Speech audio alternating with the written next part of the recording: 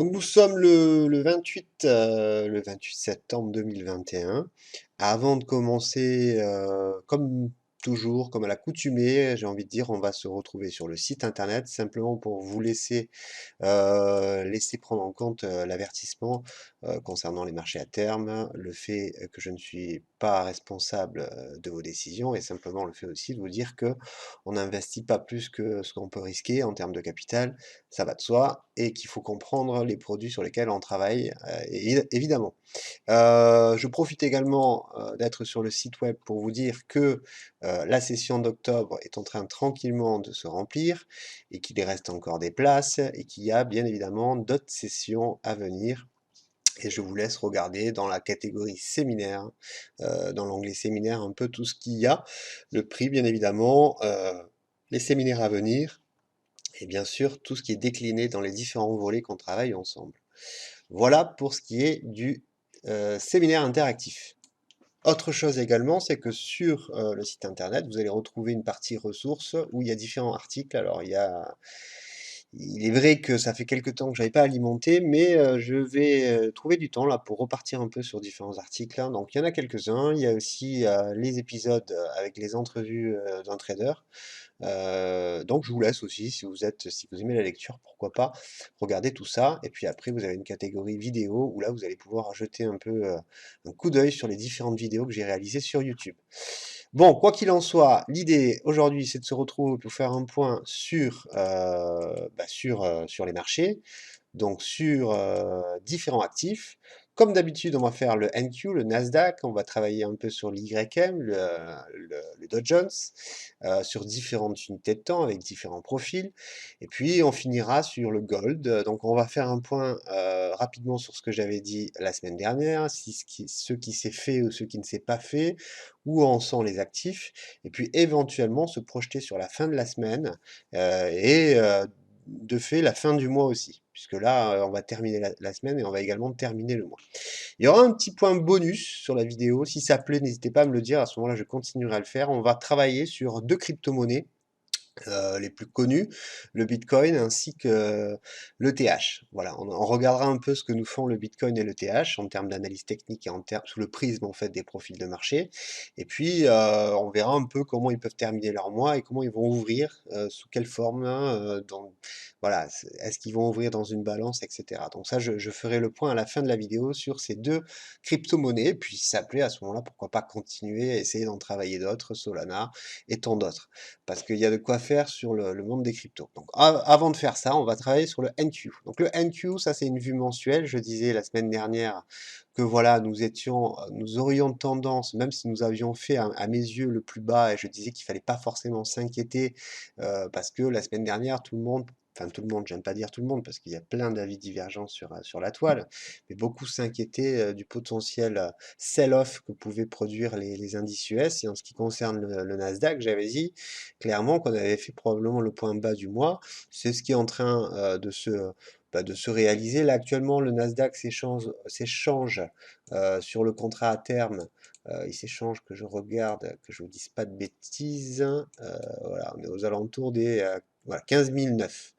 On a eu un beau momentum ce matin là, à 10h30, c'était magnifique. On était sur le Discord avec les copains, et en tout cas un copain, et on a pu travailler sur un pullback là, ici, le marché, c'était assez propre.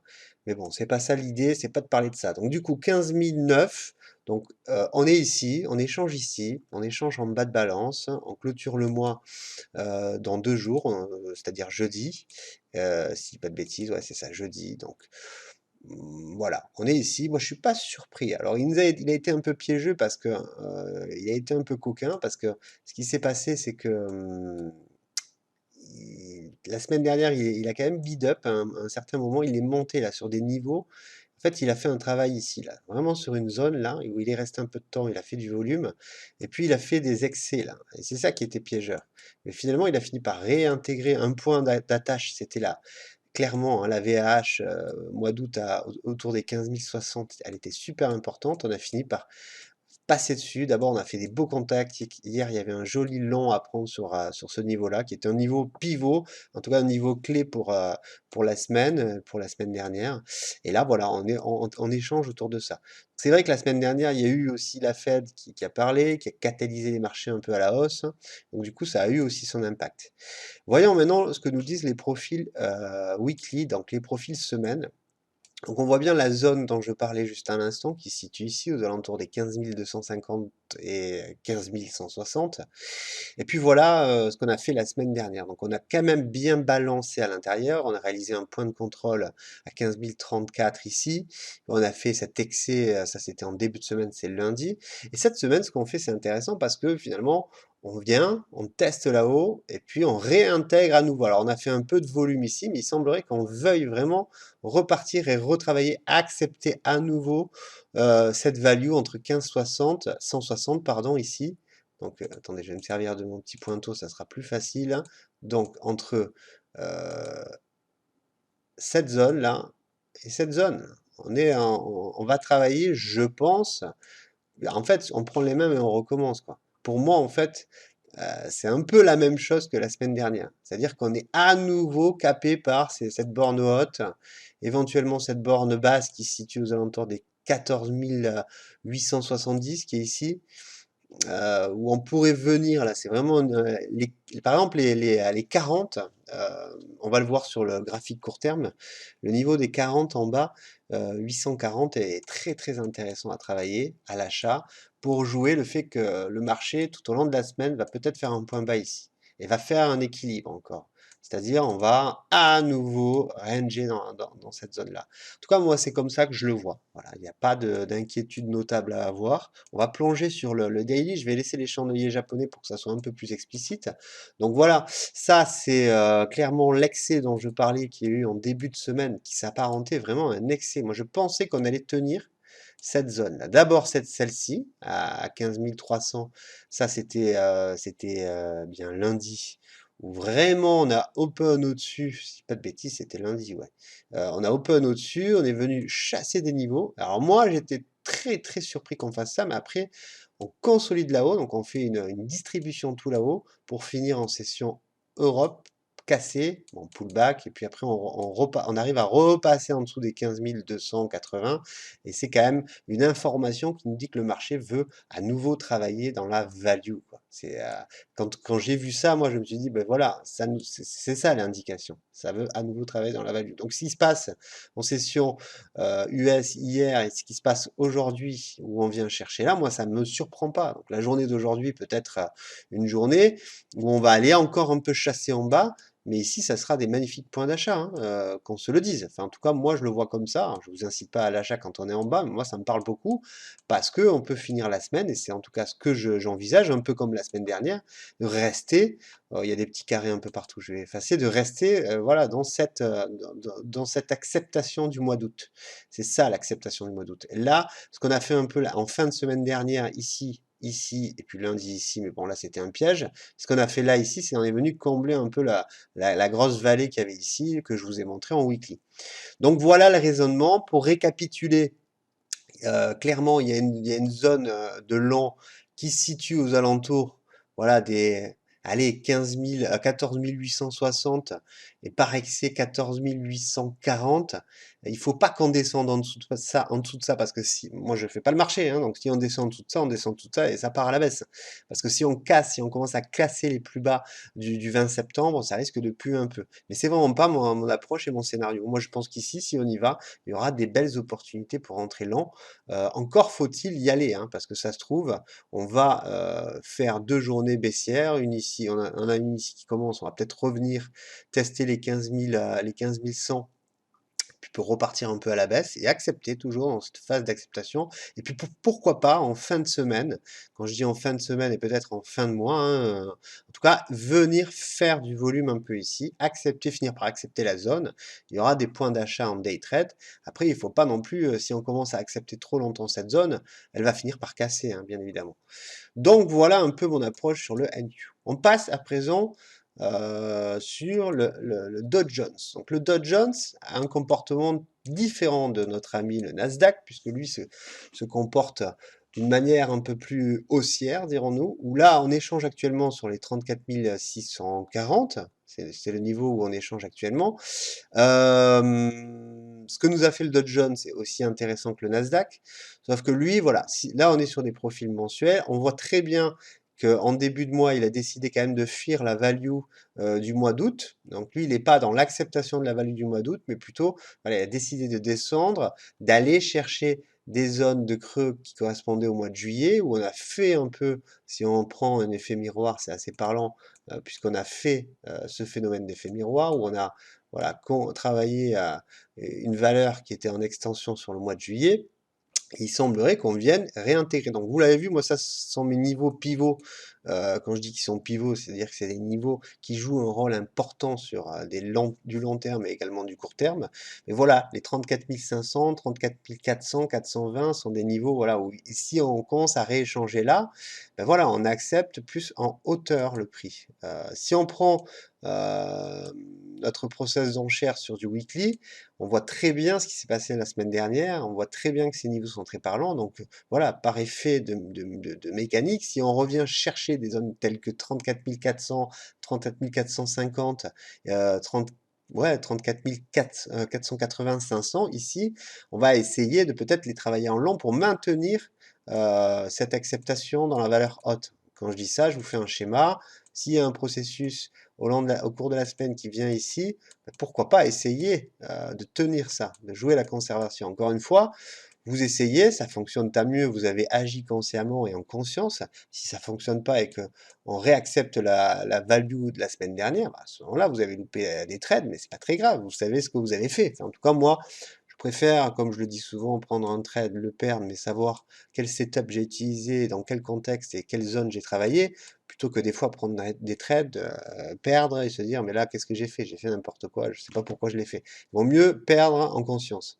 Ça fonctionne pas tout le temps, mais en tout cas là c'est une logique qui est de défendre ce support. Et puis après, bah, fondamentalement, la zone là-haut qui pourrait faire effet de résistance, c'est toute cette acceptation qu'il y a eu sur courant de 3 semaines et qui s'apparente voilà, sur un niveau des 35 500, moi qui me paraît être une résistance légitime. Complètement, elle a été fuie en plus, donc pourquoi pas la fuir une seconde fois. Donc si je descends sur du profil daily, donc ça ce sont des profils à chaque fois qu'on voit ici où une journée de cotation asiatique, européenne et américaine se passe. Voilà, ça c'était la semaine dernière, donc on voit très bien l'enjeu, hein. Quand je parle d'enjeu, c'est à nouveau cette zone que j'ai spécifiée, qu'on retrouve ici, hein, tac, où il y a eu un rebond ici. Attendez, j'ai pas utilisé la bonne flèche, ça risque pas de le faire comme ça. Voilà, il y a eu le rebond clairement. Donc là, c'est la zone à défendre, hein, et si on arrive ici, pourquoi pas jouer un trading range qui nous ferait à nouveau un second point de contact ici pour essayer d'aller viser des zones que je viens de citer tout là-haut. Voilà pour le Dow Jones. Je vais vite parce que l'idée, comme je l'ai dit, c'est que ça soit assez condensé et n'hésitez pas à me poser des questions si vous en avez. Je continue sur notre ami le gold. Alors, que nous a fait le gold? Alors, le gold, la semaine dernière, nous a fait ça. Attendez. Voilà ce que nous a fait le gold. Donc, moi, je prévoyais, quand j'ai fait la vidéo la semaine dernière, qu'on rentre dans la value ici. Et moi, je me disais éventuellement shorter sur borne basse. Mais de toute façon, une single se travaille de différentes manières. Donc, ce qu'elle a fait, enfin, ce qu'a fait l'actif, le sous-jacent, c'est qu'il a quand même respecté sa single. Dans le sens où on est venu, on est rentré dans la single, on est venu la chercher là-haut, légèrement l'étendre pour finalement repartir à la baisse et aller chercher. Alors, il ne s'est pas fait cette semaine, il est en train de se faire maintenant.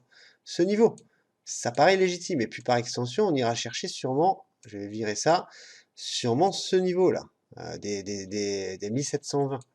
Euh, Encore une fois, on va regarder à court terme ce que nous donne le gold pour vraiment comprendre un peu la mécanique. Donc voilà, le comblement de la single s'est passé, s'est déroulé en une journée. C'était assez, comment dire, c'était assez compréhensible ce qui s'est passé. En tout cas, c'était piégeur, parce que si vous vous mettez à shorter comme un mulet ici, alors il ne faut pas, parce qu'il y a un breakout qui se fait. Donc au moment du breakout, vous pouvez tenter des shorts, c'est avorté. Au moment du breakout, après il faut plus shorter, là. Ça paraît assez logique. Donc on est venu faire la borne haute, on a fait une extension, donc un faux break baissier pour envoyer. Alors là, ça, c'est un signal quand même assez intéressant parce que quand on a ça, le lendemain, on voit qu'on a ça, on voit qu'il y a quand même un rejet et le désir pour l'actif de repartir, découvrir une zone qu'il avait précédemment acceptée, qui se situe ici. Et moi, donc, j'ai envisagé un support ici. Ce qu'on est en train de faire, tranquillement, voilà. C'est parti, déséquilibre, hein, déséquilibre, retour. Voilà, moi, ça me paraît assez limpide. J'ai fini pour nos trois actifs, nos trois sous-jacents. Et comme je vous l'avais promis, je vous propose de basculer rapidement sur le BTC. Je vais utiliser TradingView, ça sera parfait pour ça. Donc le BTC, rapidement, on va pas faire une analyse sur différentes unités de temps. On va simplement s'attarder à ce que nous fait le BTC actuellement sur un horizon moyen terme. Tout ce qu'on voit là, ce sont des profils mensuels. Donc ça, c'est un profil mensuel du mois de mai. C'est là où il y a eu le fameux décrochage au moment du décrochage qu'on est venu chercher sur le mois de septembre, c'est assez clair, c'est cette zone-là. Et maintenant, là, on est en train de taper aux alentours des 42 000, 42 800. Que va-t-il se passer? Moi, je note une chose, c'est qu'ici, on a un lot, c'est-à-dire un creux qu'on est en train progressivement d'accepter, à base de frappes. Alors, à chaque fois, il y a des absorptions en bas pour des réjections, mais ça vient de taper 3 à 4 fois. Donc, moi, je me dis, la probabilité nous emmène, peut-être pas ce mois-ci, mais le mois prochain, ça dépend où on va ouvrir, mais si nous ouvrons autour de cette value, et même si nous ouvrons ici, la probabilité nous emmène quand même sur cette zone des 30 268, 270. C'est vraiment ce lot ici, cette vallée importante qu'il y a eu.